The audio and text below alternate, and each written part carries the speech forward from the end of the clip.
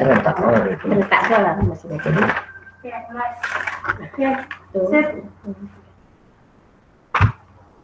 Assalamualaikum warahmatullahi wabarakatuh. Selamat pagi Ananda Ibu semuanya dan Bapak. Semoga Ananda Ibu dalam keadaan sehat walafiat dan terhindar dari segala situasi COVID-19 sekarang. Dan Ananda Ibu semuanya selalu mematuhi protokol kesehatan ya, walaupun di rumah tetap memakai masker dan menjaga 3M. Kemudian karena pandemi COVID-19 ini kita tidak bisa bertatap muka seperti biasanya. Untuk pertemuan sekarang kita menggunakan yang namanya Google Meet. Yang akan Ibu berikan sebuah presentasi yang akan Ananda baca di rumah, yang akan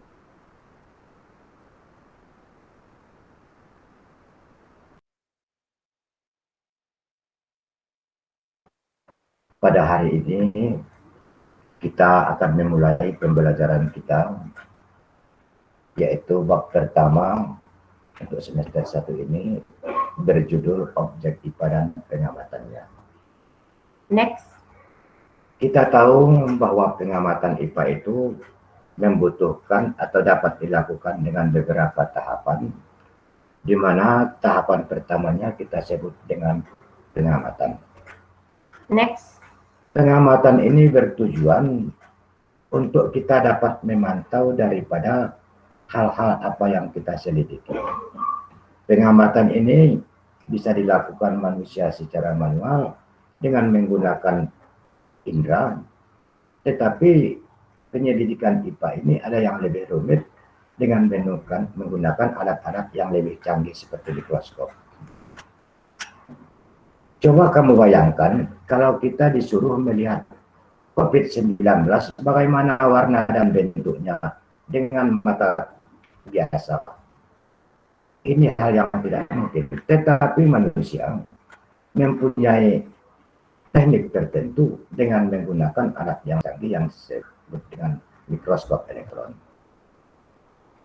Mikroskop pun macam-macam tipe, dari yang sederhana sampai yang canggih.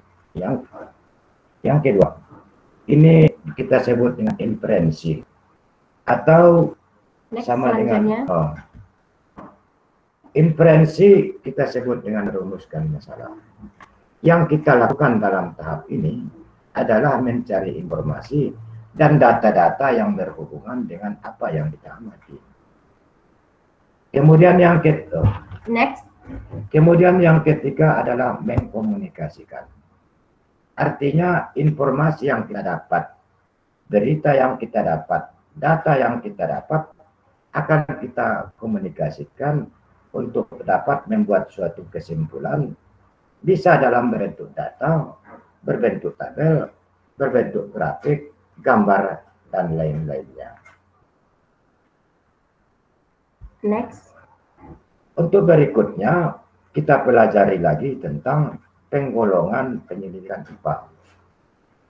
Ini akan disampaikan oleh Bu Widya. Ya.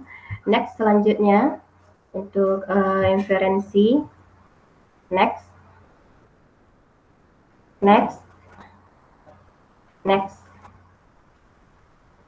Nah, untuk penggolongan inferensi ini dia ada 4 macam nanti ya yang akan kita pelajari. Yang pertama yaitu fisika. Untuk mempelajari materi fisika ini dia ada pembahasannya tentang energi cahaya, kemudian gerak, kemudian yang kedua ada kimia. Untuk proses kimia ini dia menggunakan perubahan-perubahan interaksi antara materi yang satu dengan materi yang lainnya. Kemudian yang ketiga ada biologi.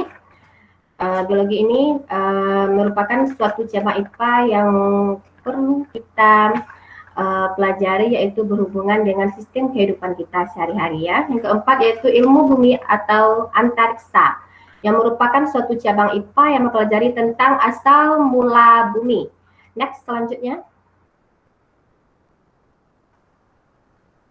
Next. Nah, selanjutnya akan dibacakan oleh Bapak Suban tentang pengukuran benda. Baik, bagaimana pengukuran sebagai bagian dari pengamatan? Di sini mengukur itu merupakan kegiatan yang membandingkan suatu besaran yang diukur dengan besaran sejenis yang dipakai sebagai satuan. Next. Alat yang kita gunakan untuk mengukur itu kita sebut satuan. Segala sesuatu yang dapat diukur kita sebut dengan besaran. Besaran yang dapat diukur, besaran dapat diukur dengan disebut satuan. Besaran dalam fisika bisa dinyatakan dengan sebuah angka, kemudian next selanjutnya. Ya, dengan sebuah angka, kemudian memiliki satuan, kemudian dinyatakan dengan angka. Ya. Yang tadi dibacakan oleh Bapak Suban itu merupakan suatu ciri-ciri dari jenis-jenis besaran ya. Ada 3, yang pertama ada angka, kemudian ada jenis, kemudian ada satuan ya. Kemudian kita masuk dalam pengukuran.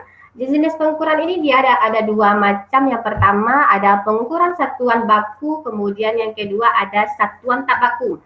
Waktu sekolah dasar, Ananda Ibu udah pasti nggak asing lagi dengan kata satuan baku. Yang mana satuan baku ini merupakan suatu pengukuran yang menggunakan nilai sama. Yang mana contohnya kita dasari dengan penggaris ya. Pengukuran pada penggaris ini dia menghasilkan ada namanya panjang, kemudian meter, kemudian kedua ada satuan tak baku merupakan pengukuran yang memiliki nilai yang beda. Contohnya pengukuran pada panjang kursi dengan menggunakan suatu jengkal tangan Anda semuanya. Next selanjutnya.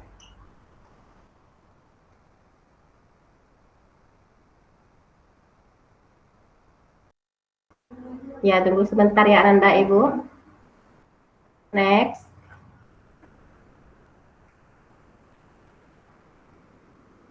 Ya. Ini merupakan contoh dari macam-macam alat ukur beserta satuannya. Yang pertama yaitu alat ukur panjang. Alat ukur panjang ini ada contohnya penggaris, kemudian ada mikrometer sekrup, jangka sorong, meteran. Yang meteran penggaris ini sering kalian dapati atau lihat di sehari-hari ya. Kalau mikrometer sekrup sama jangka sorong ini dia penggunaannya kita gunakan nanti di labor karena kita ada praktek nantinya. Karena pandemi ini kita cancel dulu. Kemudian yang kedua ada alat ukur berupa massa yang mana itu merupakan satuannya kilogram. Contohnya ada neraca Ohaus, kemudian yang kedua ada neraca lengan, neraca pegas. Kemudian yang ketiga ada alat ukur berupa waktu yang mana satuannya itu sekon. Contohnya stopwatch, kemudian jam arloji, kemudian ada jam. Next selanjutnya akan dibacakan oleh Bapak Suban. Next.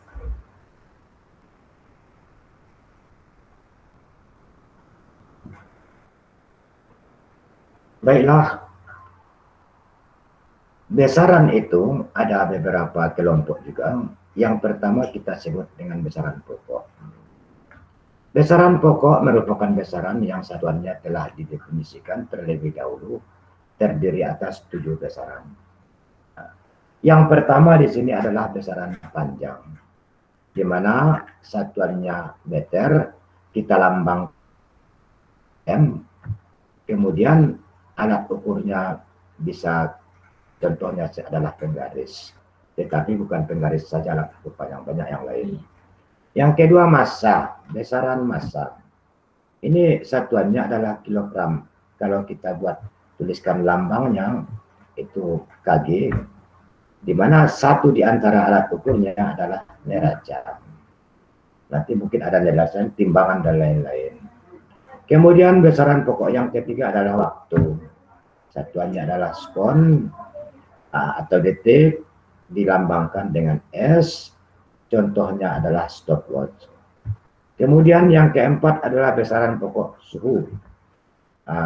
Di satuannya adalah Kelvin, kita lambangkan dengan K. Kemudian alat ukurnya adalah termometer. Yang kelima, besaran pokok watt arus. Satuannya adalah ampere, dilambangkan dengan A. Kemudian alat ukurnya adalah ampere meter. Kemudian yang keenam, besaran pokok jumlah zat. Satuannya kita sebut dengan mol. Alat ukurnya adalah untuk alat ukur yang jumlah zat ini ya tidak ada ya. Kemudian ketujuh ada intensitas cahaya yang mana satuannya itu candela atau disingkat dengan CD. Alat ukurnya itu light meter. Next selanjutnya.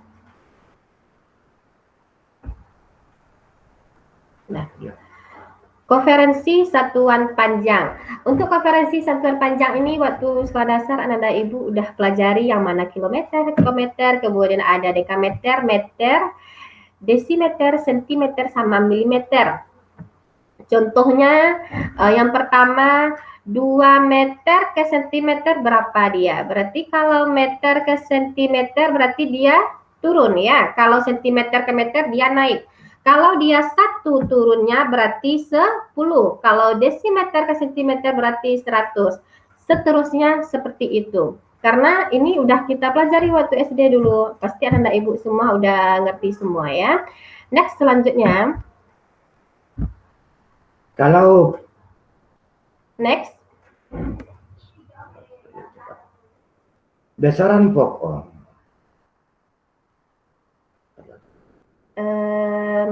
Sebelumnya.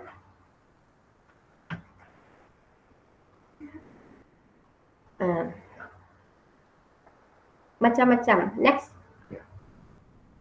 Next. Next. Next. Tunggu sebentar ya. Next. Yang pertama yaitu macam-macam besaran pokok, ada panjang, sebelumnya kan udah jelaskan ya, contoh dari panjang itu ada penggaris dan lain-lainnya, kemudian ada jangka sorong. Untuk penggunaan jangka sorong ini nanti pembahasannya ada ibu jelaskan nanti bagaimana cara mengukur jangka sorongnya benar. Next selanjutnya. Next.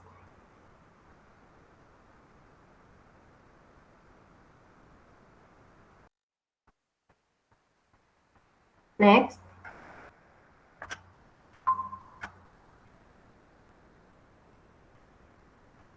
Nah, kemudian yang ketiga ada mikrometer sekrup. Yang sebelumnya tadi kan jangka sorong ya. Jangka sorong itu ada nanti namanya skala Nonius, kemudian ada skala utama. Bagaimana cara kita menentukan skala utama sama skala Nonius? Kalau skala utama itu dia berdekatan dengan angka 0. Kemudian yang kedua garis Noniusnya. Garis Noniusnya ini nanti garis yang atas sama yang bawah dia sejajar, itu yang namakan dengan skala Nonius. Kemudian nanti ditambahkan dengan 0,01. Kenapa 0,01? Karena nilai dari jangka sorong ini 0,01 cm. Ya, next. Next.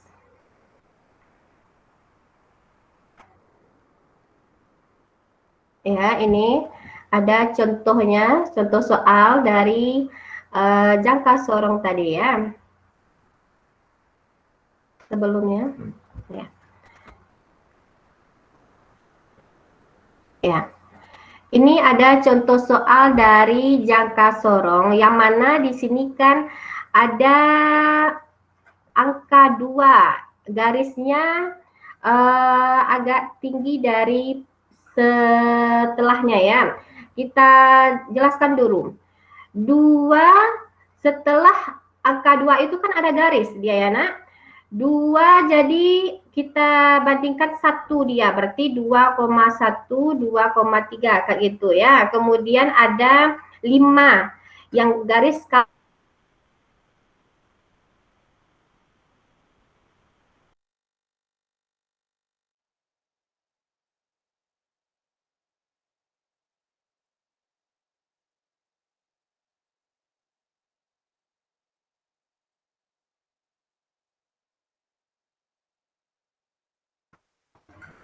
Next.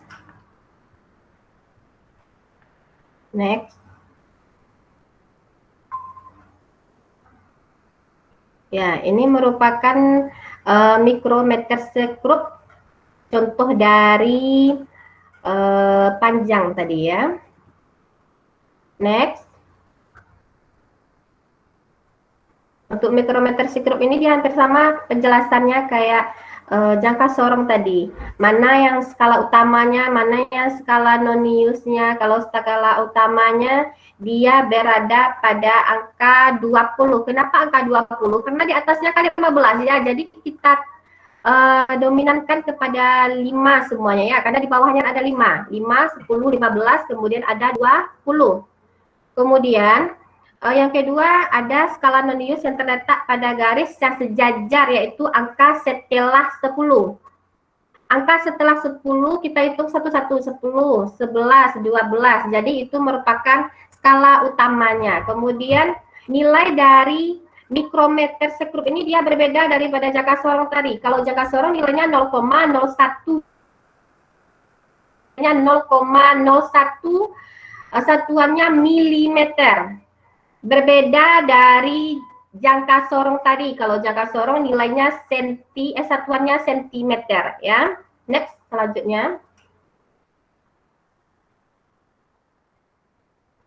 Nah, ini merupakan contoh soal dari mikrometersek group.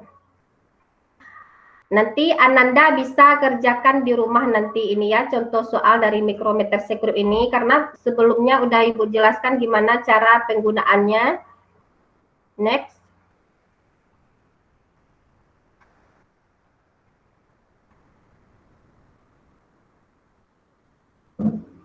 Nah, ini ada cara penyelesaiannya.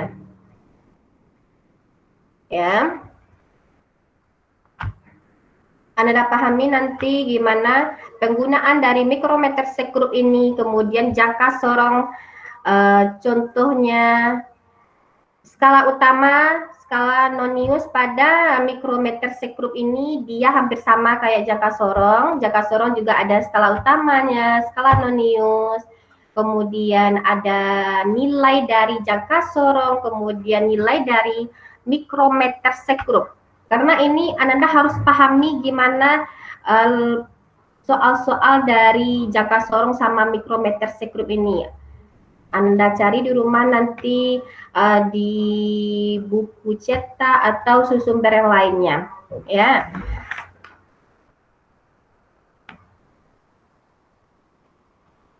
Dan next. Nah, jadi untuk materi bab 1 untuk pertemuan pertama ini tentang objek IPA dan pengamatannya ini, kesimpulannya untuk yang dibacakan oleh Bapak Subhan nanti kesimpulannya ya. Ya, kesimpulannya. Secara keseluruhan nanti. Jadi kesimpulannya yang pertama yaitu langkah-langkah dari penyelidikan IPA ini dia ada 3. Yang pertama ada pengamatan, kemudian ada inferensi, kemudian ada komunikasi, kemudian ada komponen dari IPA ini, ada komponen biotik, kemudian ada komponen abiotik, kemudian ada besaran pokok. Besaran pokok ini ada contohnya panjang, ada massa, dan yang lainnya. Kemudian yang paling penting sekali yaitu tentang jangka sorong dan mikrometersek group. Ya, untuk di rumah Ananda pahami lagi di rumah materi ini ya. Kemudian Ibu akan memberikan sebuah kuis yang tolong Ananda catat nanti. dan Ananda cari di rumah nanti ya, yang akan dibacakan oleh Bapak Supan kuisnya. Baik, ya, kamu catat. 1. Sebutkan urutan proses penyelidikan IPA. Sebutkan urutan proses penyelidikan IPA. 2. 3. Objek pengamatan IPA. 4 objek pengamatan IPA. 3. Pengertian biotik dan abiotik. Pengertian biotik dan abiotik. Ya. Jadi kuis ini Ananda kerjakan nanti di rumah Ananda Ibu semuanya. Kemudian nanti di tentang besaran turunan ya. Jadi untuk pertemuan 1 ini sampai di sini dulu. Jadi tolong Ananda baca lagi materi yang Ibu berikan ini ya. Semoga Ananda Ibu semuanya selalu sehat dan mematuhi protokol kesehatan di rumah ya. Sampai jumpa lagi di pertemuan kedua. Assalamualaikum warahmatullahi wabarakatuh.